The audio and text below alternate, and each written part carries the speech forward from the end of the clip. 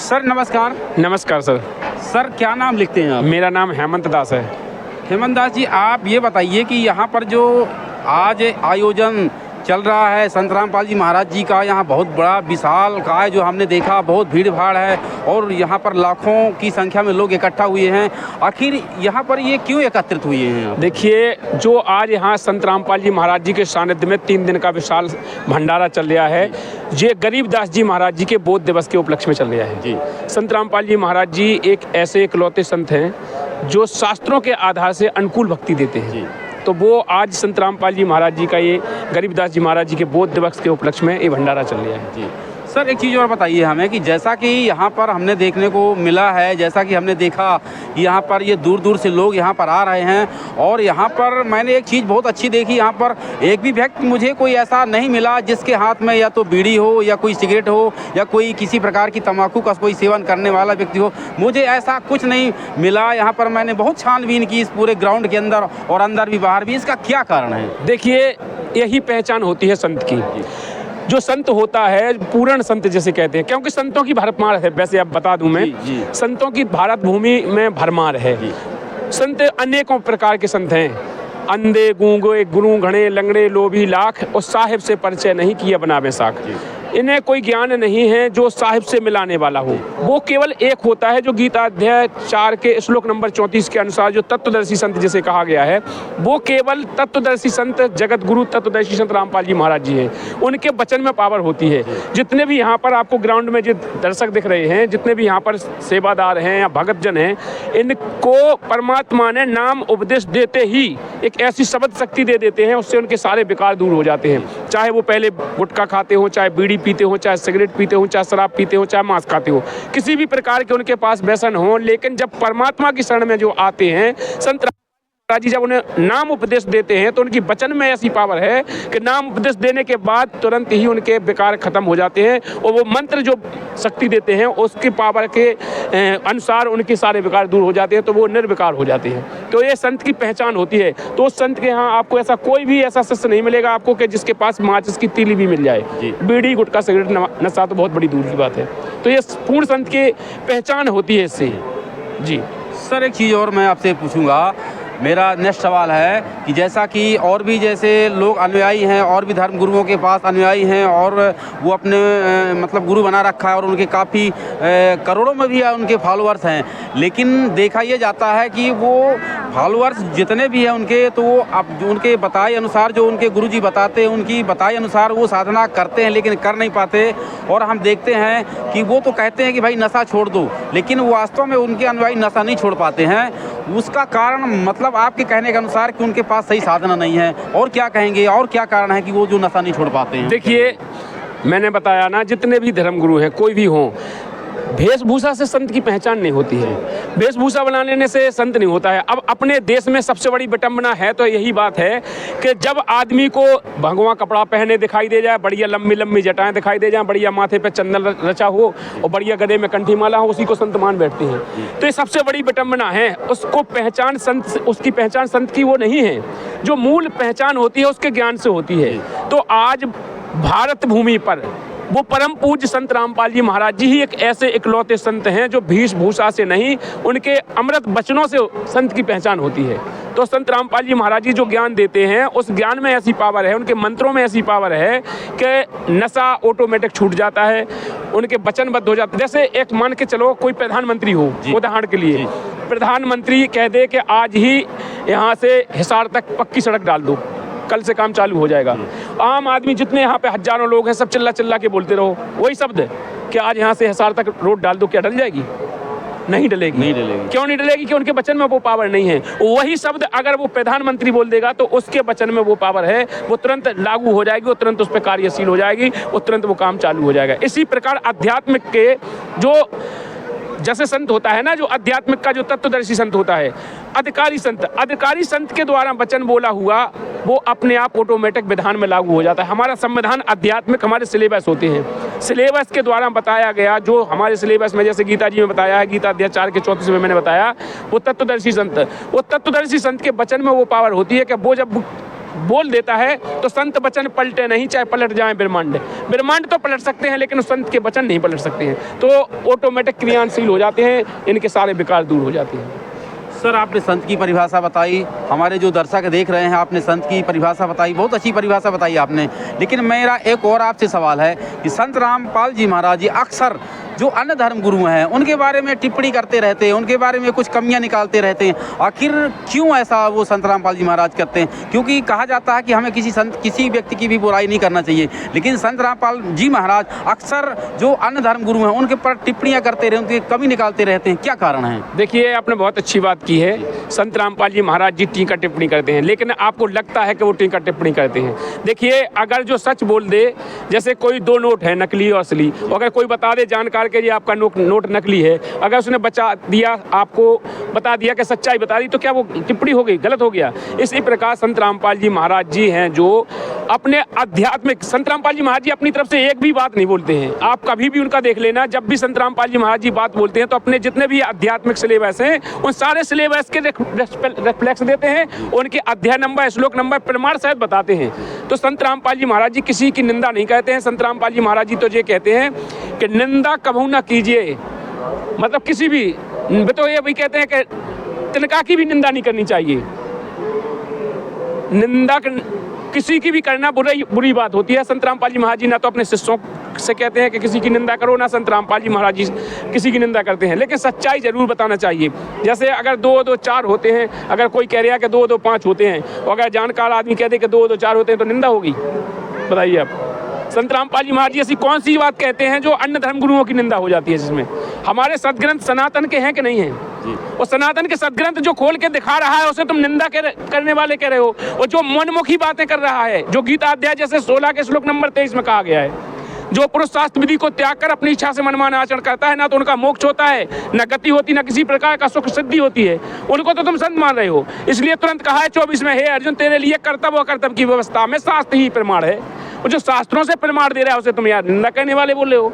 कहाँ की राजनीति है आप? सर थोड़ा सा मैं आपसे, मेरा ये कहना है, मैं आपसे ये पूछ रहा हूँ कि जैसा कि अभी आपने बताया कि संत रामपाल जी महाराज जी जो प्रमाण सहित ज्ञान देते हैं, अच्छी बात है। संत रामपाल जी महाराज जी बहुत अच्छा ज्ञान दे रहे हैं, और ज्ञान दे रहे हैं बहुत अच्छी बात है, और प्रमाण ज्ञान दे रहे हैं बहुत अच्छी बात है। लेकिन ज्ञान दें, लेकिन जब सामने वाले को टिप्पणी कर देते हैं संत रामपाल जी महाराज कि उनको ये ऐसा, उनको काका काका का भी ज्ञान नहीं है, ऐसा जब बोल देते हैं संत रामपाल जी महाराज जी अन्य धर्म गुरुओं को कि इनको मतलब काका काका का भी ज्ञान नहीं है, अगर उनको काका काका का भी ज्ञान ना होता तो वो बड़े बड़े स्टेजों में ना जाते, और बड़े बड़े स्टेजों में जाके वो इतने बड़े बड़े जो है कथा नहीं बांचते। सर इसमें क्या कहेंगे आप? देखिए परमात्मा जी आज से 600 वर्ष पहले आए थे, तो परमात्मा कबीर साहब कहा करते थे कि लोक वेद को पंडित पकड़े भादो नदी बहंगा, और कहें कबीर जे भवजल डूबे जिन्हें नहीं साधु सत्संगा। कबीर इस संसार को समझाऊं के बार, और पूंछ पकड़ के भेड़ की उतरन चाहत पार। गुण तीनों की भक्ति में भूल पड़ो संसार, और कहें कबीर निज नाम बिना कैसे उतरे पार। तीन देव की करें जो भक्ति, उनकी कभू न होवे मुक्ति। ये हमारे आज से 600 वर्ष पहले कबीर साहब बोल के गए, और वही ज्ञान आज संत रामपाल जी महाराज जी ने प्रमाणित करके दिखा दिया। गीता जी में भी लिखा हुआ है कि त्रिगुणी माया से जिनका ज्ञान हरा जा चुका है, मनुष्यों में नीच दूषित कर्म करने वाले मूर्ख लोग मुझे नहीं बचते हैं। तो भाई वो तो शास्त्र कह रहे हैं, हमारे गुरुजी थोड़ी कह रहे हैं। हमारे गुरुजी तो प्रमाण दिखा देते हैं भाई के जो लिखा है, जो तुम बोल रहे हो, जो मनमाने, जैसे आपके जितने भी धर्म गुरु हैं ये मनमाने मंत्र बता देते हैं कि कोई भी नाम जाप कर लो मोक्ष हो जाएगा। अगर कोई वैद्य होगा, जितनी जड़ी बूटियां सारी आपके सामने डाल देगा, कोई भी उठा के खा लो आपका रोग खत्म हो जाएगा नहीं? अरे वैद्य तो वो होगा, वो सारी जंगल से जड़ी बूटी निकाल के देगा कि ये है तेरी बीमारी का मुख्य जड़ी बूटी, इससे तेरा रोग नष्ट होगा, उसे वैद्य कहते हैं। आपके धर्मगुरु तो ये कहते हैं आप कोई भी नाम जाप कर लो, राधे राधे जप लो, ओम नमः शिवाय जप लो, ओम नमो भगवते वासुदेवाय, जो तुम्हें पसंद हो। प्रेमानंद जी कहते हैं बचाओ तुम किसको इष्ट मानते हो उसी को मान लो, जो तुम्हें नाम अच्छा लगे उसको जाप कर लो। बताइए मरीज के अनुसार दवा देने वाला कोई वैद्य होगा? मरीज से पूछे कि आपको जो पसंद गोली आए डिस्पेंसरी में से उठा के खा लो। सही है? बताइए आप। नहीं, गलत है, सही है। तो संत रामपाल जी महाराज जी कहते हैं कि तुम्हारी आंखों में मोतियां बिंद है, तुमको दिख नहीं रहा है हमारे ग्रंथों में लिखा क्या है। तो वो दिखाते भी तो हैं भाई कि हमारी गीता जी में लिखा है, उस पूर्ण परमात्मा की जानकारी लिखी है, उस पूर्ण परमात्मा का मंत्र गीता जी में इधर से उधर तक आप बता दीजिए कहीं राधे राधे लिखा है? 700 श्लोक 18 अध्याय लिखे गए, क्या अगर उसमें वो मोक्ष मंत्र नहीं लिखा होगा? लेकिन जितना ये बताते हैं वो कहीं नहीं लिखा है। चाहे आप कहीं भी देख लेना, ना राधे राधे, ना ओम नमः शिवाय, ना ओम नमो भगवते वासुदेवाय।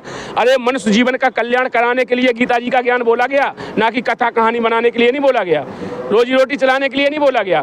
तो उसमें गीता जी में कृष्ण भगवान स्वयं कह रहे हैं, गीता अध्याय 17 के श्लोक नंबर 23 में, कि हे अर्जुन, ओम तत्सत इति निर्देश, आखिरी निर्देश तेरे लिए उस सच्चिदानंद घन ब्रह्म का मंत्र है, जिसे अंतिम श्वास तक तू सुमरण करता हुआ जाएगा तो उस परमेश्वर को, सच्चिदानंद घन ब्रह्म को प्राप्त हो जाएगा। गीता अध्याय 18 के श्लोक नंबर 62 में कहा गया है, हे अर्जुन, उस परमेश्वर की शरण में जाने के बाद साधक लौट के पुनः जन्म मृत्यु में नहीं आता है, शाश्वत धाम सनातन धाम को चला जाता है। तो बताइए भाई, भक्ति किस लिए करी जाती है? मोक्ष के लिए करी जाती है कि लोक दिखावा के लिए करी जाती है? सर एक चीज़ और बताने स्टार्ट की हुई है, और इनके सामने हम क्यों जाएं? हम बहुत बड़े यानी ज्ञानी हैं और महात्मा हैं, तो हम ये अभी से इनका ज्ञान स्टार्ट हुआ, इनके सामने क्यों जाएं? ऐसा भी उनकी सोच हो सकती है, इसमें क्या कहेंगे? देखिए, आपने कहा, पहले आप थोड़ा अपनी बुद्धि पे दिमाग रखिए, आज से 100 साल पहले क्या ये टेक्नोलॉजी थी? नहीं थी। इससे पहले टीवी चैनल थे? कुछ तो नहीं था। फिर आज आप लोग इसको क्यों यूज कर रहे हो? आज ये तो आज आई है ना।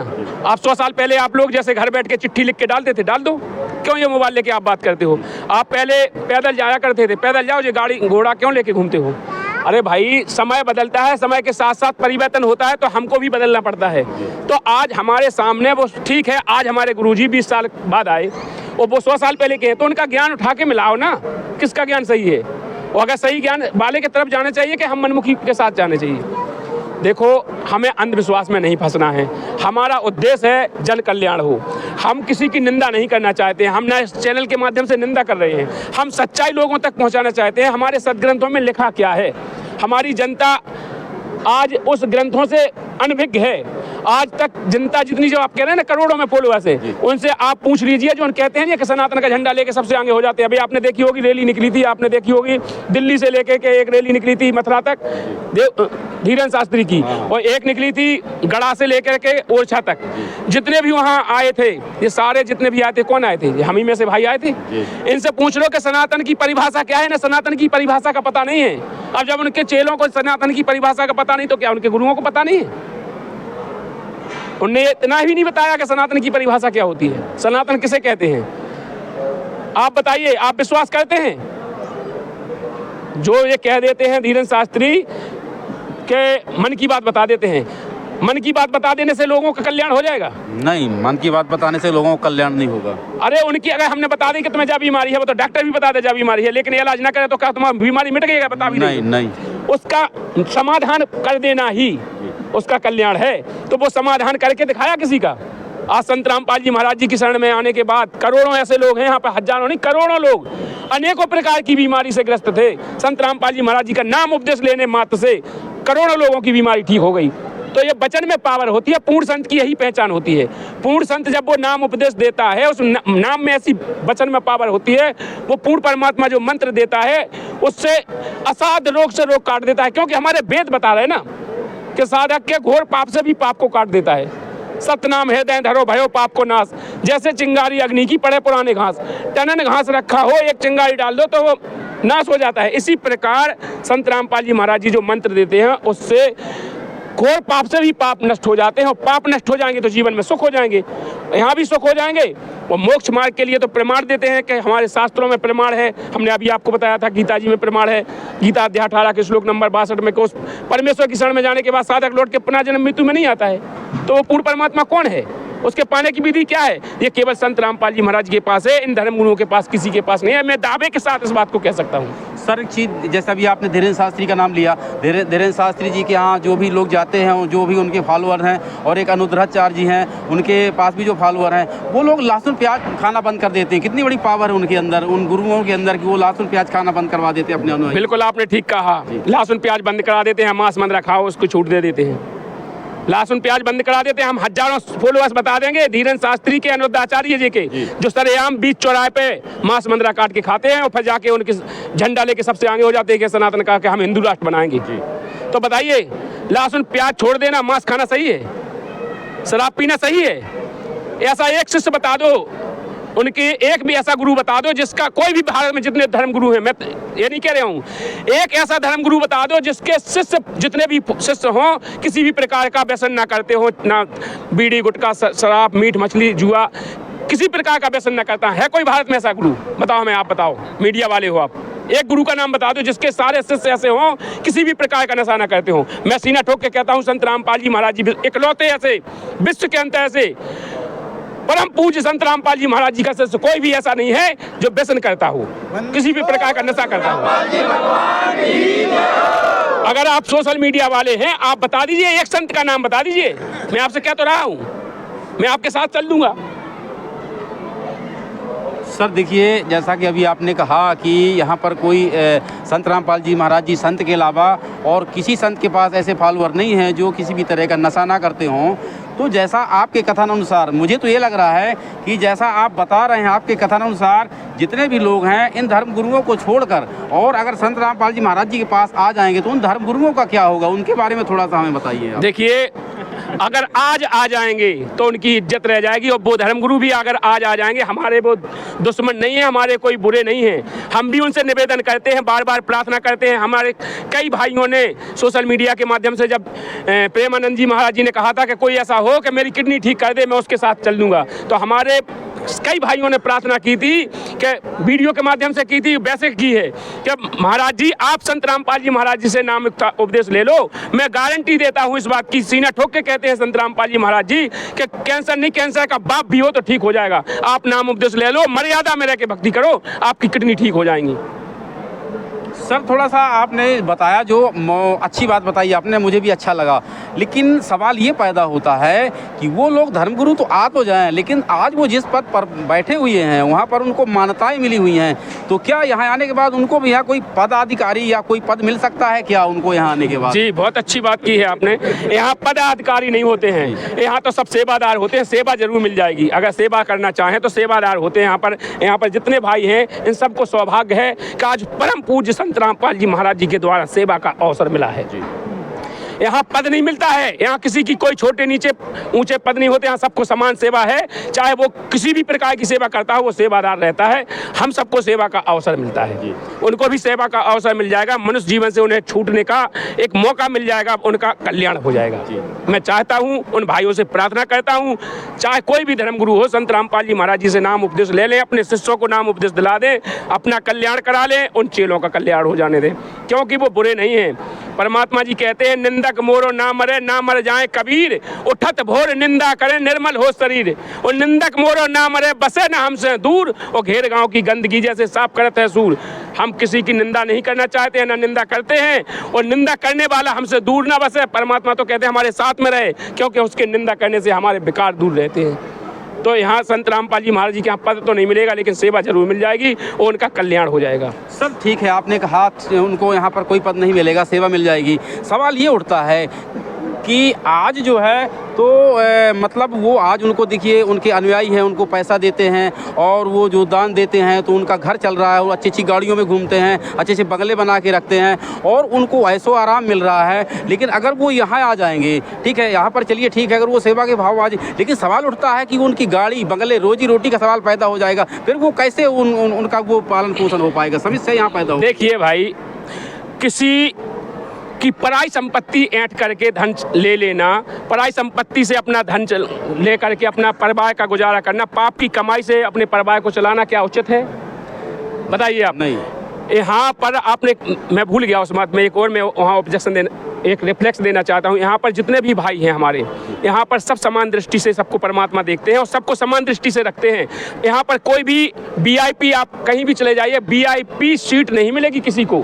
यहाँ पर सब एक साथ बैठ के भंडारा पाते हैं, एक साथ बैठ के सत्संग सुनते हैं, एक साथ बैठ कर के सभी एक जगह सारे पंडाल में एक तरफ भाई एक तरफ माई बहनें विश्राम करते हैं। सबको समान एक गद्दा दिया जाता है, सबको एक समान रजाई दी जाती है सर्दियों में। यहाँ पर किसी की कोई अलग से व्यवस्था नहीं होती है, सबकी समान दृष्टि से। तो संत होता है, जो पूर्ण संत होता है, वो समान दृष्टि से देखता है, समदृष्टि होती है।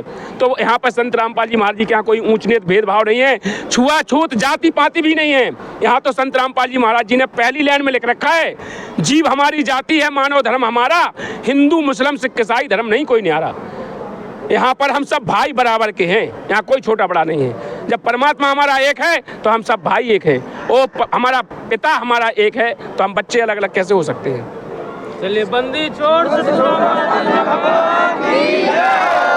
सर हमारी भी जो है, जैसा कि हमारी भी कुछ कथावाचकों से थोड़ा सा डिबेट हुई, बात हुई, चर्चा हुई, और हमने प्रश्न किया इस बात का, जैसा कि अभी आप बोल रहे हैं। तो उनका सवाल ये था कि अगर मान लीजिए अगर हम ये अगर संत रामपाल जी महाराज जी का मिशन में अगर हम भाग लेते हैं और मिशन अपना लेते हैं, तो हमारे सामने रोजी रोटी कैसे चलेगी? चलिए मैं बता देता हूँ, दो शब्दों में बता देता हूँ। जितने ये भाई हैं, क्या ये सब भूखन मर रहे हैं यहाँ आने के बाद? अरे जो परमात्मा असंख्यों ब्रह्मांड को चला रहा है, तो क्या उस ब्रह्मांड से तुम अलग रह रहे हो?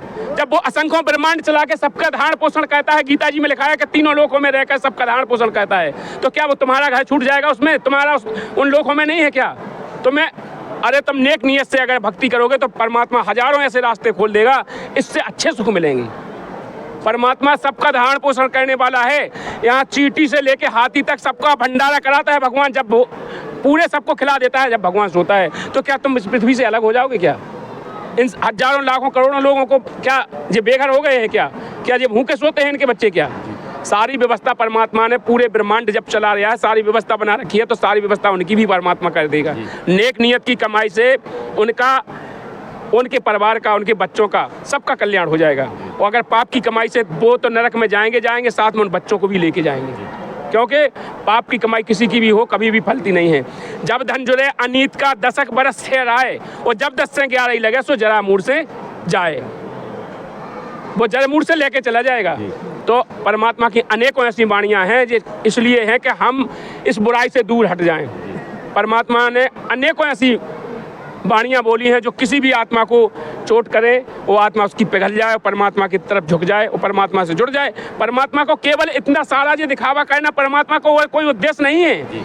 संत रामपाल जी महाराज जी किसी से कुछ लेते नहीं हैं। संत रामपाल जी महाराज जी केवल देते हैं। आज आपने देखा होगा हरियाणा के अंदर, पंजाब के अंदर, महाराष्ट्र के, गुजरात के, इन कितने राज्यों में जो बाढ़ आई थी, परमात्मा ने करोड़ों अरबों रुपए की लागत लगाकर उनको पाइप, मोटर, सारी व्यवस्थाएं की, अन्न दिया, उनको खाने को दिया, उनकी नस्ल राखी, उनकी फसल राखी, सब कुछ तो कर दिया परमात्मा ने।